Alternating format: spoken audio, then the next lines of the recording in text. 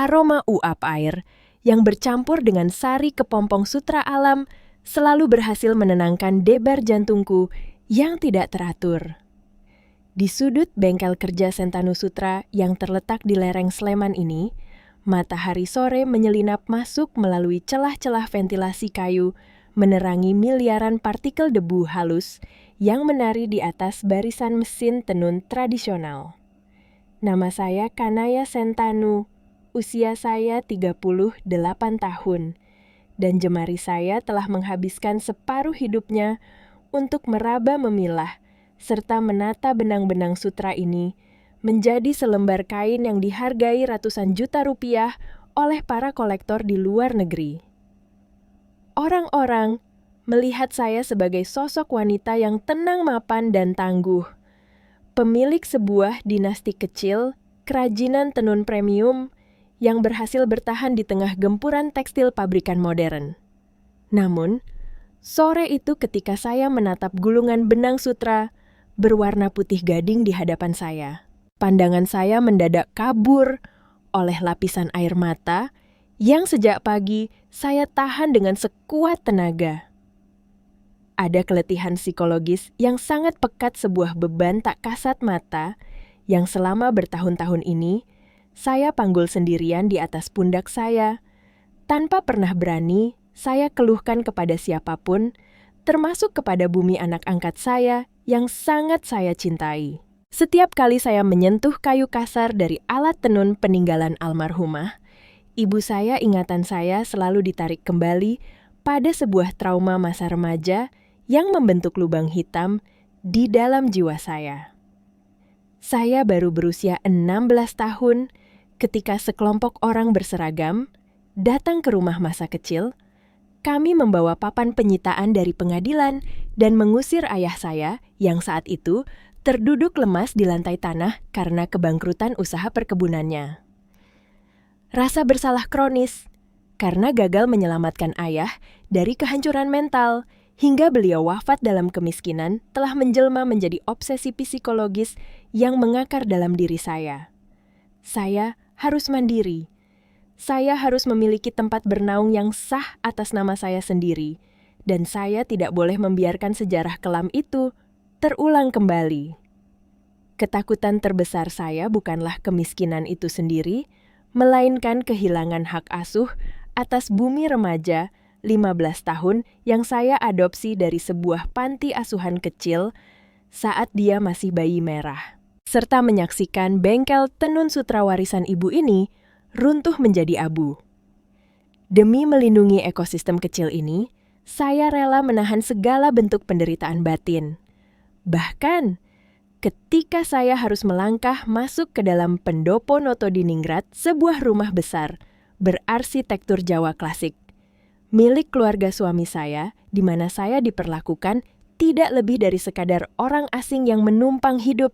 Gerimis mulai turun membasahi pelataran Sleman ketika saya merapikan blazer hitam saya untuk bersiap pulang ke rumah besar itu. Kompleksitas batin saya selalu bergejolak setiap kali roda mobil saya berputar memasuki gerbang kayu jati pendopo yang kokoh tersebut. Suami saya, Baskoro Noto Diningrat, adalah seorang pria berusia 40 tahun yang penampilannya selalu tampak memikat di depan publik, santun berwibawa, dan memegang gelar sebagai kurator seni independen keturunan keraton. Namun, di balik dinding pendopo yang megah itu, saya tahu persis bahwa Baskoro menderita inferiority complex yang sangat parah karena penghasilannya jauh di bawah pendapatan bersih bengkel tenun saya. Ketidakmampuan Baskoro untuk menerima kenyataan ekonomi ini memicu sifat boros yang kompulsif. Ia sering membeli barang-barang antik yang tidak berguna dengan harga selangit hanya demi mendapatkan pengakuan instan sebagai kepala keluarga yang makmur di mata komunitas adat. Yang membuat hati saya semakin teriris adalah keberadaan ibu mertua saya, Gusti Ayu Ratnaningrum. Wanita berusia 63 tahun itu adalah sosok otoriter yang hidup dalam ilusi. Masa lalu menolak menerima kenyataan bahwa era feodalisme murni telah berakhir dan keluarganya telah mengalami kebangkrutan struktural yang parah semenjak suaminya wafat dengan meninggalkan tumpukan utang kehormatan. Sore itu, pendopo dipenuhi oleh aroma harum teh melati dan gemerincing cangkir porselen tipis. Gusti Ayu. Ratnaningrum sedang menggelar jamuan teh semi-formal bersama para istri pejabat lokal dan sosialita Yogyakarta. Ketika saya melangkah masuk dengan langkah sesantun, mungkin suasana mendadak hening sejenak sebelum Gusti Ayu melempar senyum sinisnya yang khas. Beliau menunjuk kain sutra bermotif eksklusif yang membungkus tubuh para tamu, lalu berkata dengan suara yang diatur sedemikian rupa agar terdengar anggun namun tajam menusuk batin saya. Beliau menyebut kemewahan kain-kain tersebut sebagai sumbangan kebudayaan dan bukti nyata dari selera luhur nama besar Noto Diningrat. Sementara saya yang berdiri di sudut ruangan hanya disebut sebagai pelaksana teknis lapangan yang beruntung karena dibimbing oleh visi estetika Baskoro. Saya menundukkan kepala meremas jemari saya sendiri di balik lipatan kain dan memilih menggunakan bahasa Jawa krama halus untuk menjawab setiap sindiran tersebut demi menjaga kehormatan rumah tangga. Baskoro yang duduk tidak jauh dari ibunya hanya diam membisu menyesap tehnya, sembari melempar senyum ramah kepada para tamu, seolah-olah setuju bahwa seluruh pencapaian finansial dan kerja keras saya selama ini adalah milik mutlak keluarganya, karena saya dianggap sebagai menantu dari kelas biasa yang berutang derajat kepada darah biru mereka. Penghinaan sosial yang dilakukan secara halus, namun konsisten itu terasa seperti tetesan asam yang membakar lapis demi lapis harga diri saya sebagai seorang wanita. Selama 12 tahun pernikahan saya telah membiayai seluruh biaya restorasi pendopo yang rapuh ini, membayar pajak-pajak tanah keluarga mereka yang menunggak, dan memastikan gaya hidup mewah Gusti Ayu tetap terjaga tanpa pernah meminta sepeser pun imbalan. Namun bagi mereka, pengorbanan saya adalah kewajiban yang sudah semestinya saya serahkan sebagai penebus dosa karena saya tidak lahir dari silsilah keluarga bangsawan. Di dalam kamar mandi, saya menatap wajah saya di cermin, mencoba mengatur napas yang terasa sesak. Saya mengingatkan diri saya sendiri tentang motif tersembunyi yang selama ini saya simpan rapat-rapat dari Baskoro. Saya sedang mengumpulkan dana secara bertahap untuk membeli kembali seluruh tanah perkebunan milik mendiang ayah saya yang dulu disita. Saya sengaja menyimpan dokumen pembagian royalti ekspor kain tenun eksklusif saya di luar jangkauan pembukuan resmi keluarga besar, sebuah rahasia besar yang saya kunci rapat-rapat di dalam brankas pribadi untuk membiayai pengobatan medis rahasia adik kandung saya yang mengalami gangguan saraf kronis di sebuah sanatorium luar kota. Malam harinya, setelah para tamu jamuan teh membubarkan diri dan suasana pendopo kembali dicekam oleh kesunyian yang dingin, saya berjalan menuju ruang kerja Baskoro untuk mengambil beberapa dokumen pengiriman barang yang tertinggal. Ruangan itu kosong, hanya menyisakan aroma asap rokok kretek yang pekat. Saat saya merapikan tumpukan katalog, lelang di atas meja kayunya, mata saya tidak sengaja menangkap selembar amplop coklat dengan logo Lembaga Pelindung Hak Cipta Nasional yang terselip di bawah mesin tik tua. Jantung saya mendadak berdegup kencang ketika saya menarik isi surat tersebut keluar.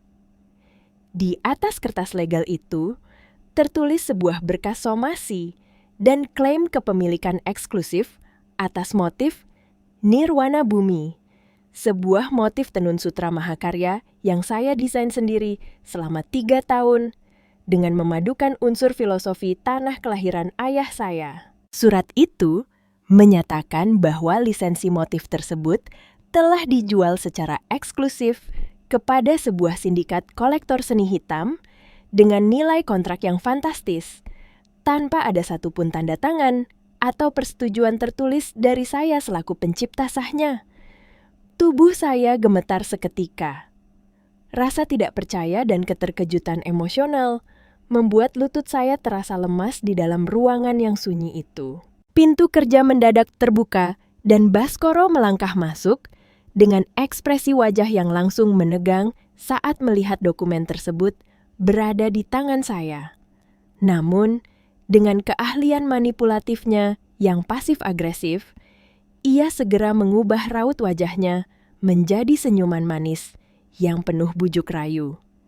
Ia berjalan mendekat, mencoba menyentuh pundak saya yang kaku, lalu berbisik dengan suara lembut yang biasa ia gunakan untuk menenangkan saya jika saya mulai mempertanyakan keputusannya.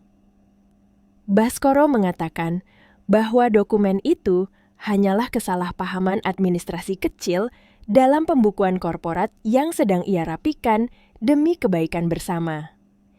Ia meminta saya untuk tidak berpikir terlalu jauh dan mendesak saya untuk melupakan urusan kertas tersebut, karena pameran budaya internasional minggu depan adalah prioritas utama yang harus kami hadapi demi menjaga reputasi keluarga Noto Diningrat di mata para investor asing. Saya menatap mata suami saya, mencari setitik kejujuran di balik bola matanya yang bergerak gelisah. Namun, yang saya temukan hanyalah lapisan kepalsuan narsistik yang membuat lambung saya terasa mual. Saya memilih diam menarik diri dari sentuhannya dan berjalan keluar ruang kerja dengan membawa kecurigaan yang kini mulai membakar sisa-sisa kepercayaan saya terhadap pernikahan ini. Saya melangkah tergesa-gesa menyusuri koridor pendopo yang gelap menuju kamar tidur Bumi yang terletak di bagian belakang bangunan.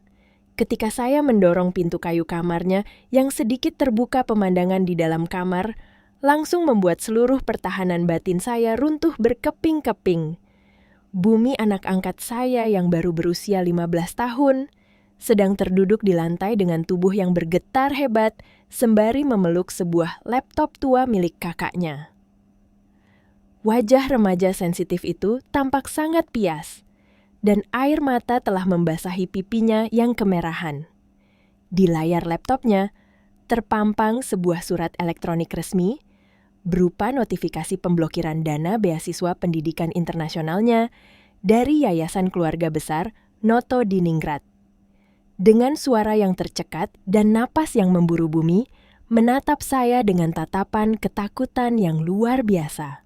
Ia memperlihatkan bukti digital bahwa rekening utama yayasan yang selama ini membiayai sekolahnya telah dialihkan secara sepihak oleh Baskoro ke rekening pribadi Gusti Ayu Ratnaningrum, dengan status pembekuan dana bagi anggota keluarga tidak murni.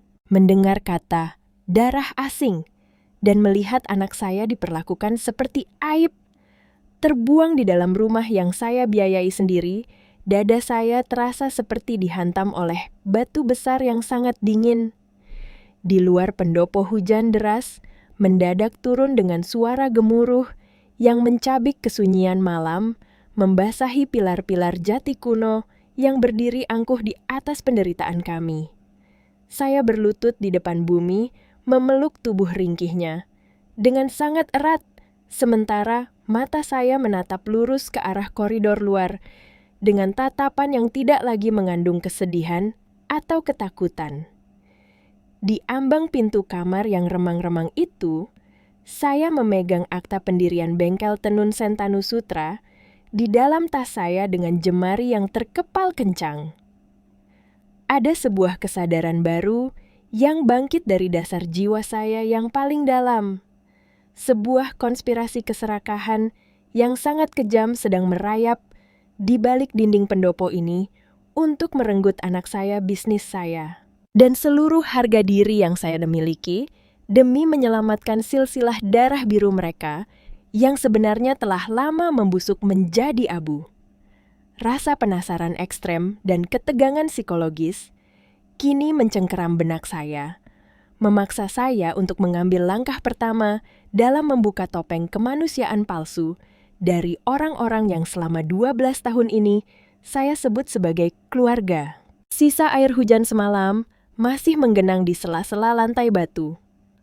Pualam pendopo ketika Gusti Ayu Ratnaningrum memanggilku untuk menghadap di ruang keluarga utama. Atmosfer ruangan itu terasa begitu menekan diperberat oleh aroma kemenyan lemah yang sengaja dibakar di sudut ruangan, serta deretan potret leluhur Notodiningrat yang menatapku dengan sorot mata kaku dari dinding kayu jati. Saya berjalan masuk dengan langkah yang sengaja diperlambat menjaga punggung saya tetap tegak, meski batin saya sedang bergemuruh hebat setelah malam yang melelahkan bersama bumi. Di atas meja ukir berharga fantastis, telah tersaji secangkir kopi hitam, pekat kesukaan Baskoro yang kepulan uapnya mulai menipis.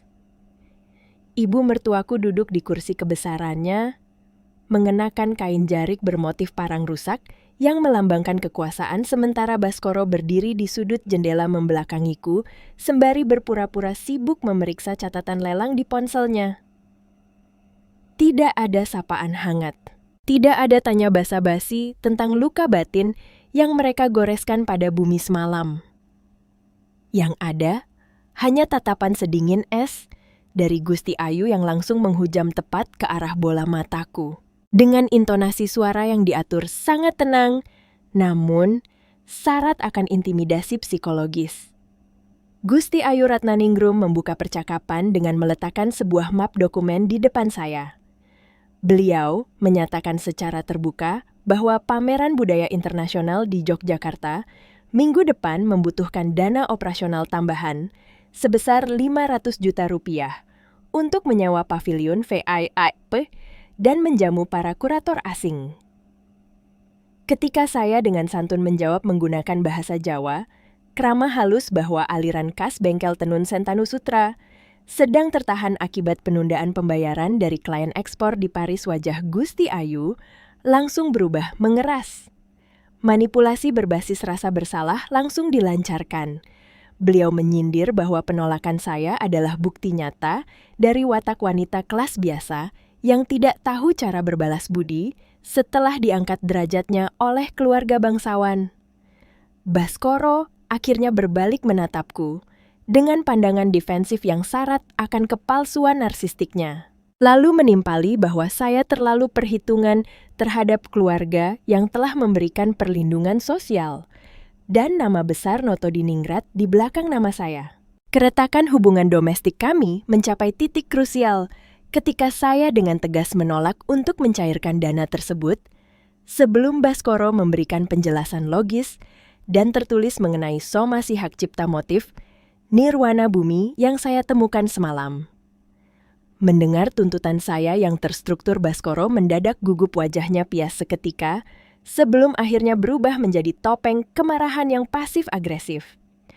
Gusti Ayu yang tidak terbiasa, otoritasnya dipertanyakan langsung, memukul meja dengan telapak tangannya hingga cangkir porselen di atasnya berdenting keras.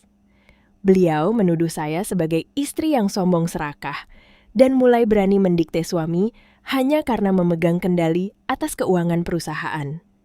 Sikap pasif-agresif Baskoro semakin menjadi-jadi. Siang itu juga, ia mengepak sebuah koper kecil dan pergi meninggalkan pendopo tanpa pamit, sengaja memutus seluruh komunikasi telepon dengan saya dan membiarkan saya terisolasi dalam tekanan psikologis yang sengaja diciptakan oleh para kerabat Notodiningrat yang mulai menatap saya dengan pandangan penuh permusuhan.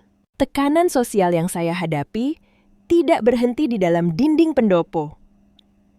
Keesokan paginya, ketika saya tiba di bengkel tenun Sentanu Sutra, di Sleman, saya merasakan perubahan atmosfer yang sangat ganjil di antara para pekerja. Gilang, kerabat jauh Baskoro, yang selama ini saya pekerjakan sebagai manajer pemasaran atas dasar rasa kasihan, ternyata telah bergerak di balik punggung saya.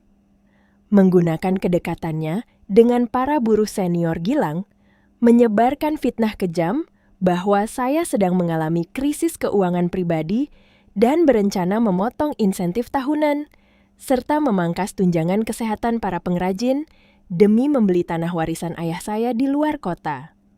Desas-desus ini dipercaya oleh beberapa buruh tua yang telah bekerja sejak zaman mendiang ibu saya, membuat mereka menatap saya dengan sorot mata, penuh kecurigaan dan kekecewaan saat saya berjalan melewati lorong bengkel.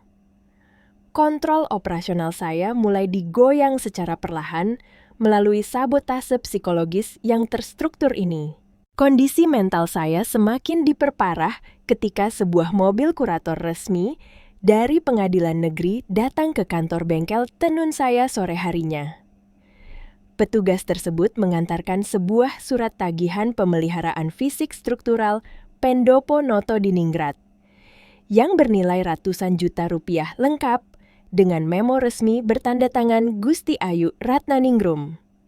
Memo itu menyatakan bahwa jika saya menolak melunasi tagihan tersebut, keluarga besar Noto Diningrat akan menganggap tindakan saya sebagai bentuk penghinaan publik terhadap simbol adat leluhur mereka, dan mereka tidak akan segan-segan membawa masalah ini ke ranah hukum pidana adat atas tuduhan pencemaran nama baik keluarga keraton. Di sudut ruangan Bumi yang baru pulang sekolah, menyaksikan semua tekanan itu dengan wajah ketakutan. Ia meremas tali tas ranselnya hingga jemarinya memutih. Menyadari bahwa statusnya sebagai darah asing menjadikannya target sasaran intimidasi sekunder dari para kerabat yang mulai berani mendatangi pavilion belakang kami. Berada di bawah siksaan mental yang bertubi-tubi dikepung oleh mogok kerja, terselubung dari para buruh yang terhasut, serta rasa cemas yang mendalam melihat kondisi psikologis Bumi yang semakin mengurung diri. Saya akhirnya melakukan sebuah kekeliruan emosional yang sangat fatal. Demi membawa Baskoro pulang untuk menyelesaikan masalah ini secara internal dan meredam amarah Gusti Ayu yang terus meneror pavilion kami. Saya duduk di meja kerja saya dengan air mata yang mengalir setetes di atas kertas legal. Saya menandatangani sebuah surat kuasa pembukaan akses rekening cadangan darurat bengkel tenun. Saya rekening yang selama ini saya proteksi dengan ketat karena dialokasikan untuk jaminan masa depan medis adik saya dan biaya pendidikan Bumi. Saya mengira dengan menyerahkan akses dana untuk keperluan pameran budaya tersebut, Baskoro akan melunak dan ketenangan rumah tangga kami akan kembali seperti sedia kala. Kekeliruan emosional itu langsung menemui konsekuensi logisnya yang paling menyakitkan. Hanya 2 jam setelah surat itu, saya serahkan melalui kurir pendopo. Senja telah runtuh di Sleman, ketika Amara Adiningrat sahabat sekaligus konsultan hukum kepercayaanku datang ke bengkel tenun dengan langkah kaki yang tergesa-gesa dan raut wajah yang dipenuhi oleh kecemasan yang luar biasa. Amara menghempaskan tas kerjanya di atas meja tenun, menarik napas dalam-dalam, lalu menyodorkan sebuah salinan dokumen akta notaris terbaru yang baru saja didaftarkan ke Dinas Perdagangan 1 jam yang lalu. Tubuh saya mendadak membeku dan darah saya terasa berhenti mengalir ketika Amara menunjukkan bahwa surat kuasa yang baru saja saya tanda tangani tidak digunakan Baskoro untuk mendanai pameran budaya. Dokumen itu telah disalahgunakan secara legal oleh Baskoro untuk mengesahkan kontrak pengalihan hak kelola eksklusif atas merek dagang Sentanu Sutra kepada sebuah konsorsium luar negeri yang seluruh kepemilikan sahamnya terafiliasi secara rahasia di bawah nama pribadi Gusti Ayu Ratnaningrum. Saya menatap lembaran kertas di tangan saya dengan pandangan yang kosong, sementara suara Amara yang menjelaskan tentang celah hukum perkawinan yang digunakan Baskoro terdengar kabur di telinga saya. Tanda tangan saya sendiri yang saya bubuhkan atas dasar keinginan menjaga kedamaian keluarga, kini resmi menjadi senjata hukum yang sah untuk merampok seluruh kerajaan bisnis warisan ibu saya dan merenggut kemandirian finansial yang selama 12 tahun ini saya pertahankan dengan darah dan air mata. Di luar jendela kantor lampu-lampu pendopo mulai menyala satu persatu dalam keremangan malam. tampak seperti barisan lentera kuno yang dingin dan siap menelan seluruh sisa hidup saya. Bagian ini berakhir dengan visual kamera yang memperbesar ekspresi wajah saya yang perlahan berubah dari keterkejutan emosional menjadi sebuah keheningan psikologis yang sangat pekat dan berbahaya. Sebuah debar ketegangan yang membuat penonton tahu bahwa jaring-jaring manipulasi ini telah selesai dirajut oleh keluarga Noto-Diningrat, dan saya kini berdiri tepat di tepi jurang kehancuran total tanpa memiliki jalan untuk mundur lagi. Lembah Sleman. Malam itu dikepung oleh kabut tebal yang turun dari lereng Gunung Merapi, membawa hawa dingin yang menusuk hingga ke dalam pori-pori dinding paviliun belakang bengkel tenun. Saya duduk termangu di balik meja kerja kayu jati, yang buram mengamati selembar kertas kontrak pengalihan merek dagang yang dibawa Amara sore tadi. Di bawah temaram lampu meja jemari saya, yang biasanya cekatan memilah benang kini, terasa kaku dan mati rasa. Ketegangan psikologis di dalam ruangan ini begitu pekat hingga suara detak jam dinding terdengar seperti hantaman palu hakim yang sedang menghitung mundur sisa waktu kebebasan saya. Bisnis tenun Sentanu Sutra yang saya bangun dengan keringat dan air mata kini resmi berada dalam cengkeraman hukum keluarga Noto-Diningrat.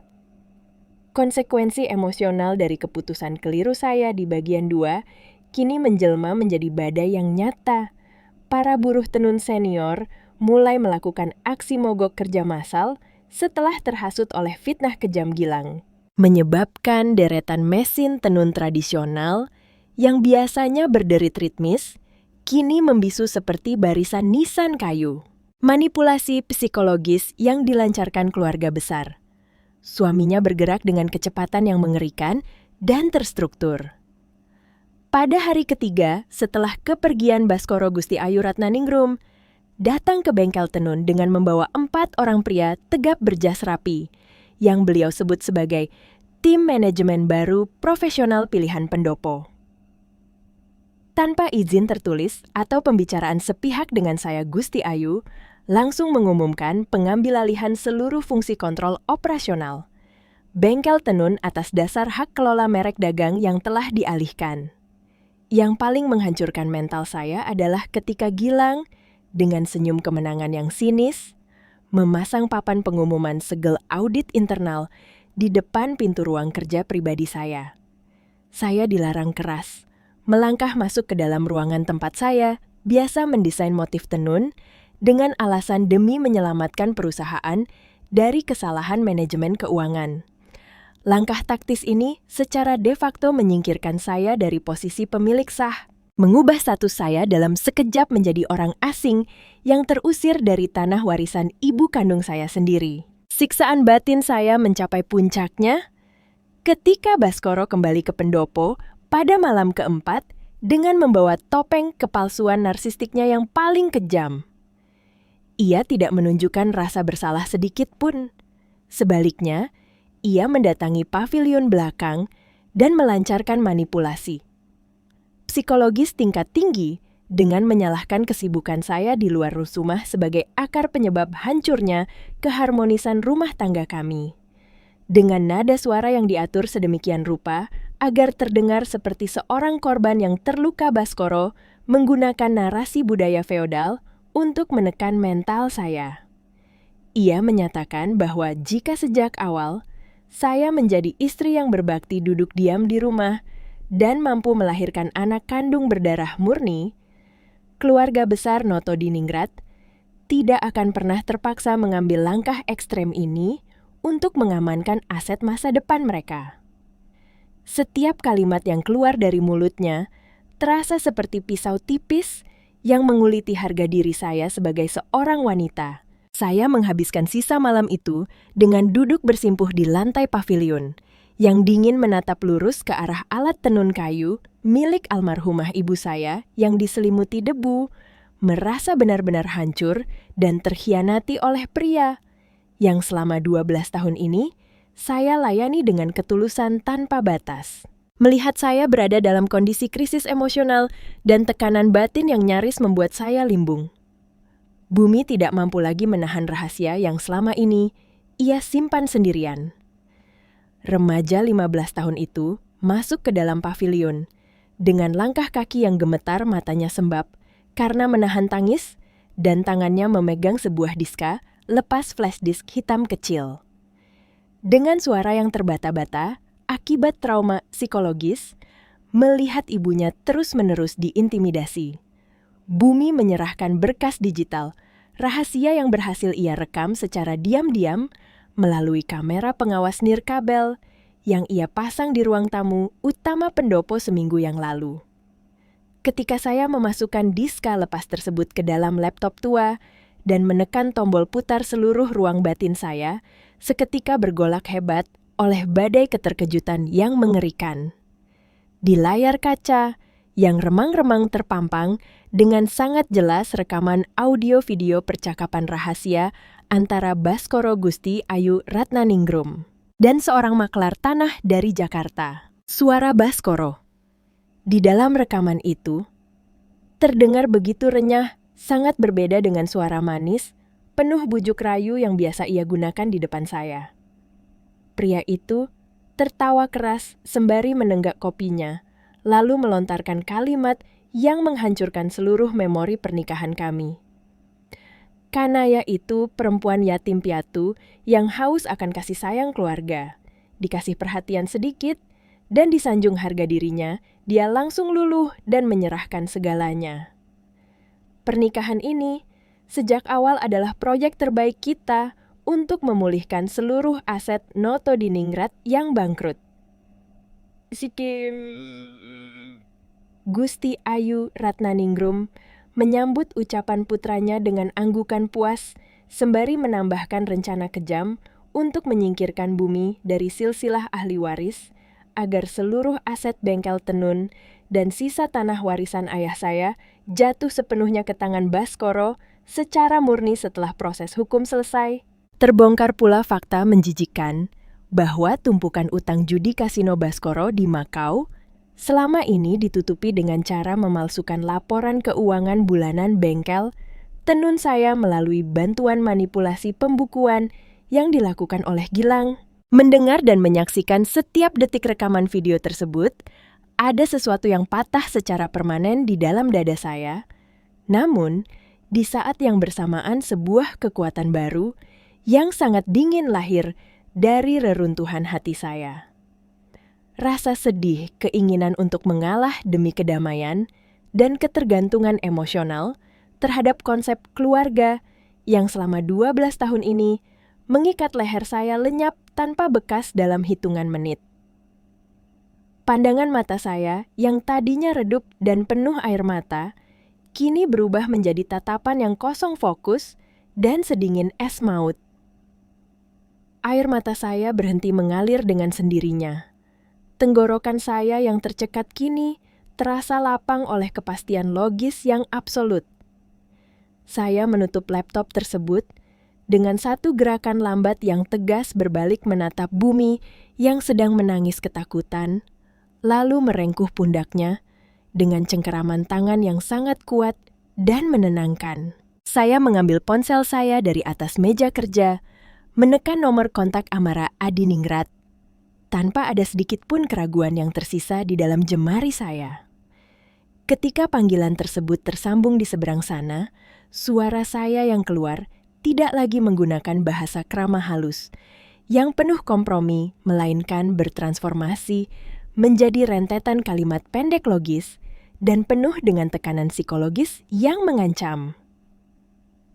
Amara datang ke pavilion sekarang juga. Bawa seluruh draft berkas gugatan pembatalan kontrak pengalihan merek. Dagang berkas tuntutan pidana pemalsuan dokumen dan permohonan penyitaan aset pendopo Noto Diningrat atas nama hukum perkawinan. Kita tidak akan pernah berdebat atau memohon lagi di atas lantai pendopo mereka. Kita akan hancurkan seluruh silsilah darah biru palsu mereka langsung di ruang sidang pengadilan. Bagian ketiga ini ditutup dengan visual sinematik Kanaya yang berdiri tegak menatap keluar jendela pavilion. Sementara, refleksi wajahnya di kaca memperlihatkan senyuman tipis yang sangat dingin dan mematikan sebuah jaminan ketegangan tinggi yang membuat penonton tahu bahwa fase mengalah telah berakhir dan badai pembalasan hukum yang tak terduga kini siap diledakkan. Aula utama Hotel Ambarukmo, Yogyakarta. Malam itu tampak begitu megah bermandikan cahaya lampu kristal yang memantulkan kilau keemasan di atas lantai marmer yang mengilat. Ratusan kolektor seni internasional, pejabat pemerintahan, dan jurnalis dari berbagai media massa terkemuka telah memadati ruang pameran utama untuk menghadiri malam pembukaan pameran warisan budaya internasional. Di atas panggung utama yang dihias dengan dekorasi megah khas Keraton Gusti Ayu, Ratnaningrum dan Baskoro Notodiningrat, berdiri dengan dagu terangkat angkuh. Mereka berdua mengenakan pakaian adat Jawa basahan dari kain sutra. Terbaik bersiap untuk menerima penghargaan tertinggi atas pelestarian motif tenun Sasmita Sunda, yang hak ciptanya baru saja mereka curi dan alihkan dari saya. Baskoro memegang mikrofon dengan senyum narsistik yang merekah memulai pidato kemenangannya dengan kalimat-kalimat manis tentang keluhuran darah biru dan dedikasi keluarga Notodiningrat dalam menjaga warisan budaya bangsa. Semua orang bertepuk tangan, mengira mereka sedang menyaksikan puncak kejayaan dari sebuah dinasti bangsawan yang terhormat. Di tengah riuhnya tepuk tangan dan kilatan lampu kamera itu, pintu ganda aula utama mendadak terbuka lebar. Suasana kemegahan tersebut seketika sunyi secara bertahap ketika saya melangkah masuk ke dalam ruangan. Saya sengaja datang tanpa mengenakan satupun perhiasan mewah, hanya dibalut oleh kebaya hitam polos, peninggalan almarhumah ibu saya, dan kain jarik tua yang sederhana.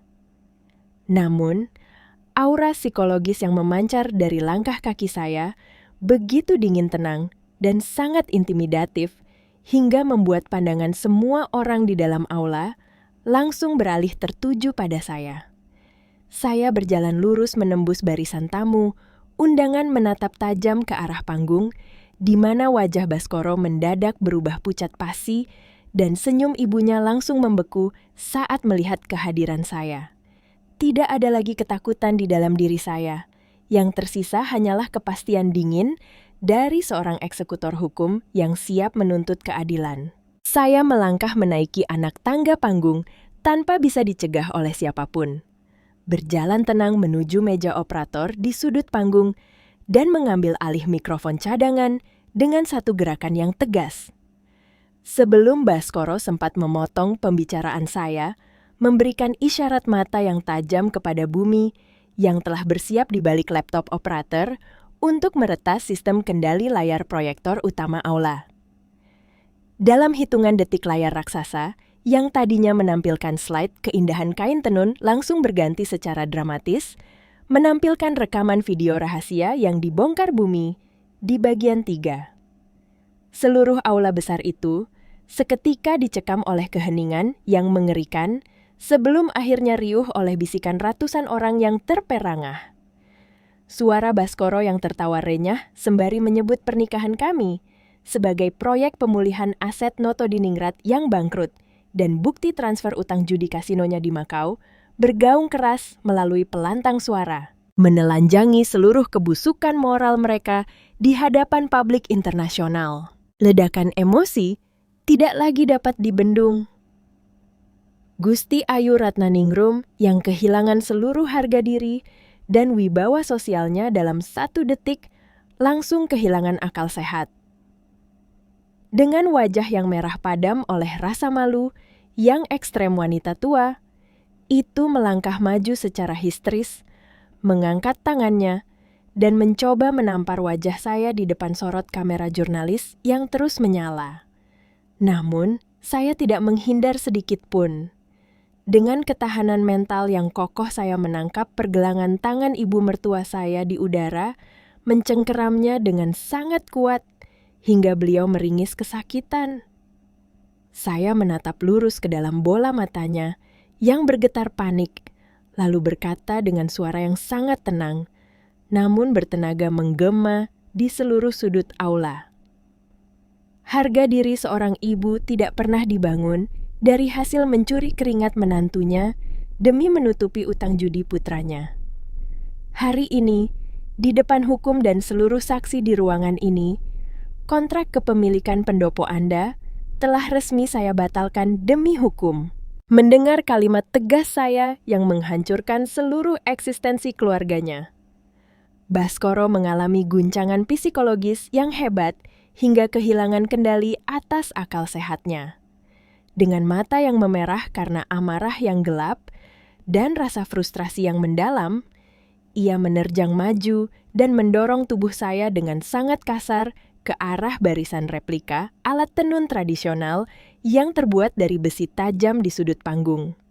Tubuh saya terhempas hebat dan kepala saya membentur sudut besi penyangga alat tenun tersebut hingga menimbulkan suara hantaman yang mengerikan.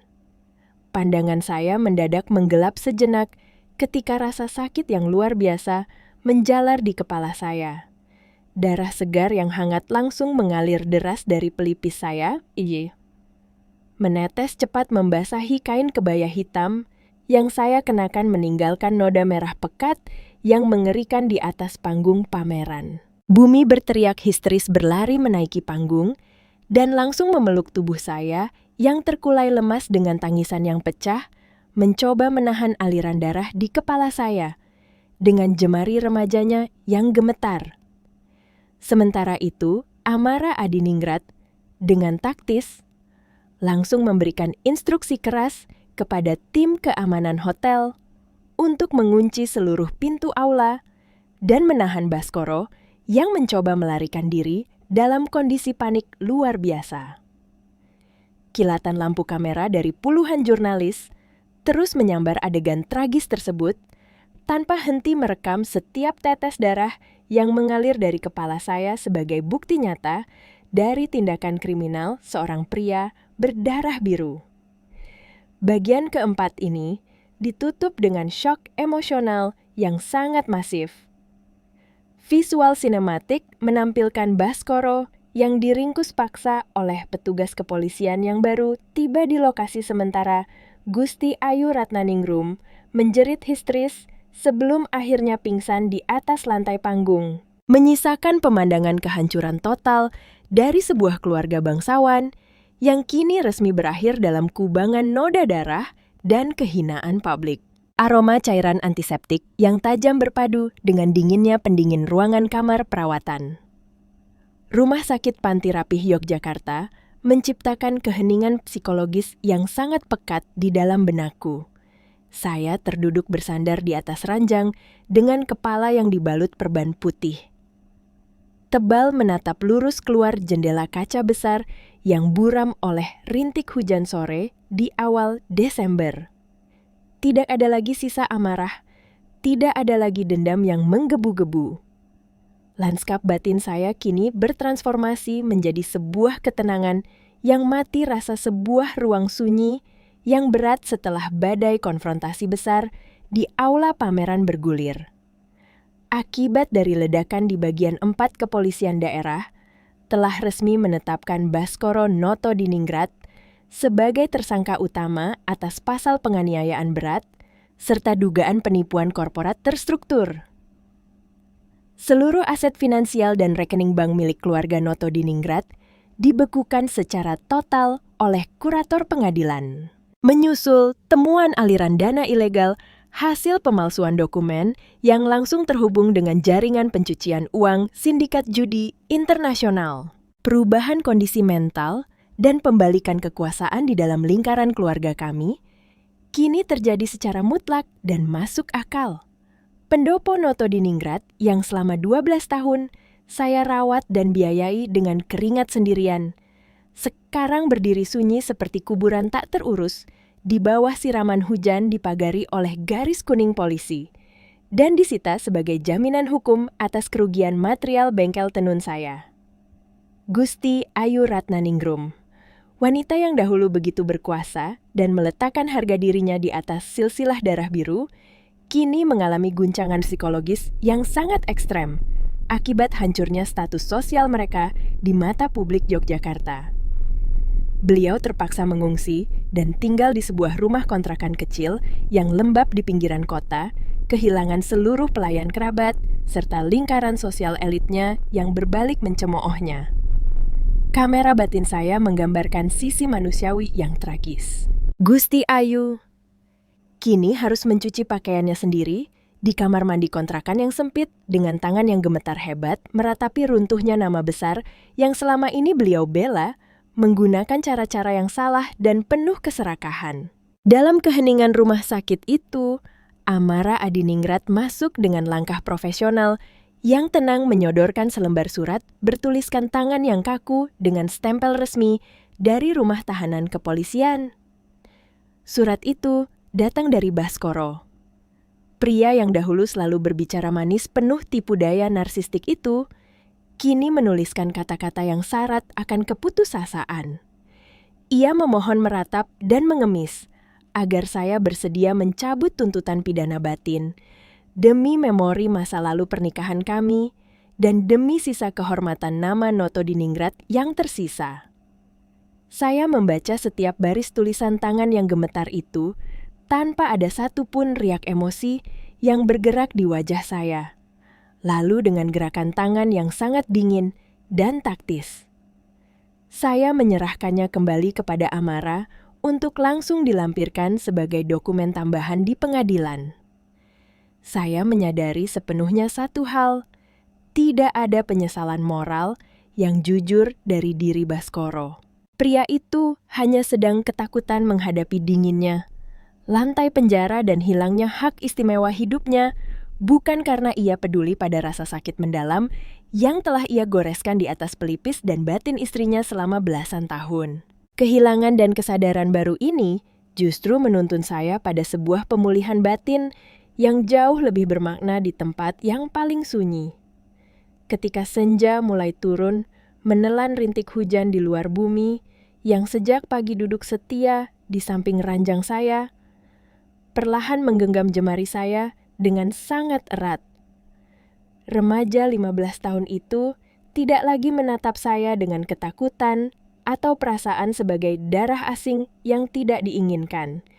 Ia membuka sebuah tablet digitalnya dan memperlihatkan sebuah rancangan motif kain tenun terbaru yang ia buat sendiri selama saya terbaring tak berdaya.